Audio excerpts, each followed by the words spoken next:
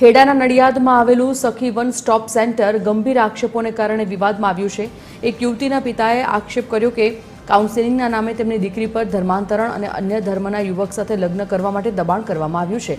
અમદાવાદમાં નોકરી કરતી યુવતીને ખ્રિસ્તી યુવક સાથે પ્રેમ સંબંધ બંધાયો હતો, જેમાં પરિવારે વિરોધ કરતા યુવતી 181 અભયમની મદદથી આ સેન્ટરમાં પહોંચી। પિતા અને વકીલનો દાવો છે કે સેન્ટરમાં શંકાસ્પદ રીતે સહીઓ લેવાય છે। બીજી તરફ અધિકારીઓએ જણાવ્યું કે યુવતીની ઈચ્છા મુજબ જ કાર્યવાહી થશે।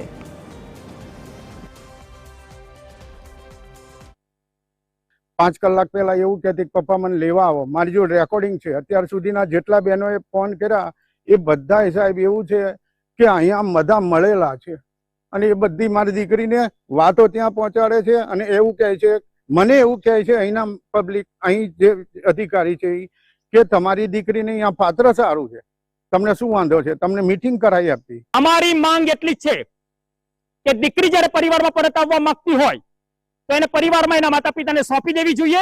અને જ્યારે સરકારે વન સખી સેન્ટર આજે ચલાવેલું છે તો તેની જે નિયમો નક્કી કરેલા છે એ ફરજો ઈમાનદારીથી પૂરી કરે, નહીં કે ધર્માંતરણનો અડ્ડો કરીને અહીંયા આગળ જે બહેનો છે પોતે જે ધર્મ પાળતી હોય અને બીજા ધર્મની જે બહેનો આવી હોય એ બહેનોનું ધર્માંતરણ કરીને અને એ જે ધર્મ પાળે છે ધર્મના ચેલકાઓ જોડે એને પરણાવી દે। આ અમારી આ ખાસ ડિમાન્ડ છે। અને 181 મારફતે તે બેનને અત્રેના સેન્ટર પર લાવવામાં આવેલ।